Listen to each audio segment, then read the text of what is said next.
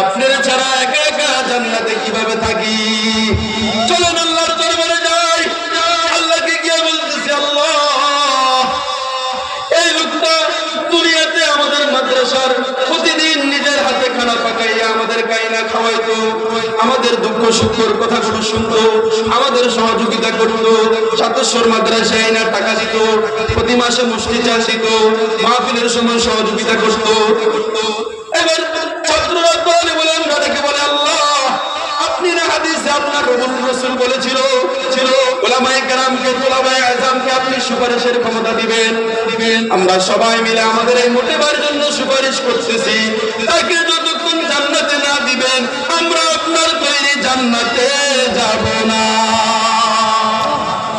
আল্লাহর ফয়সালা হয়ে গেল। আল্লাহ ফেরেশতাদেরকে বলে দিলেন, ও ফেরেশতারা, চলেনা, যাও আমার এই তালিবুল ইলম, আমার এই কোরআনের পাখিদের উসিলায় এই গুনাহগার জাহান্নামের আসামিকেও আমি জান্নাতের মেহমান বানায় দিলাম। এজন্য মেরে ভাই মুসলিম বুজুর্গ, আজিদো মাদ্রাসার সাথে সম্পর্ক রাখবো, মাদ্রাসাকে নিজের আপন মনে করবো। আমার পরিবারের সদস্য যদি 4 জন হয়, আমি আরেকজন সদস্য মাদ্রাসাকে মনে করবো। আমি মনে করবো আমার পরিবারের সদস্য 5 জন। ইনশাআল্লাহ ঠকবেন না, প্যারে ভাই আজিজ, ঠকবেন না। মাদ্রাসার সাথে থাকবো, মাদ্রাসাকে নিজের আপন বানায় নিব, আঁকড়ে ধরবো। ইনশাআল্লাহ আল্লাহ আমার দুনিয়াও বানবেন, আখিরাতেও বানবেন। কি বলবো, পারবো তো ইনশাআল্লাহ।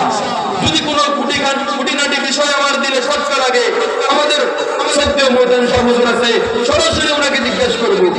আমি দিলে রেখে মাদ্রাসার প্রতি বিদ্বেষ পোষণ করবো।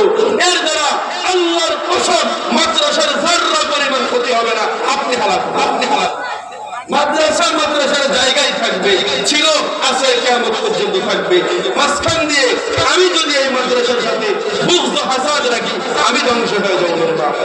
যদি মহব্বত রাখতে পারি, ইনশাআল্লাহ আমার দুনিয়াও বলবে। রাখবেন তো সম্পর্ক ইনশাআল্লাহ? সবাই রাখবেন তো ইনশাআল্লাহ? আল্লাহ তাআলা আমাদের সবাইকে মাদ্রাসার সঙ্গে থেকে মাদ্রাসার মুহিব্বিন হয়ে আখিরাতে উলামায়ে কেরামের ছায়াতলে থেকে জান্নাতের মেহমান হওয়ার তৌফিক দান করে।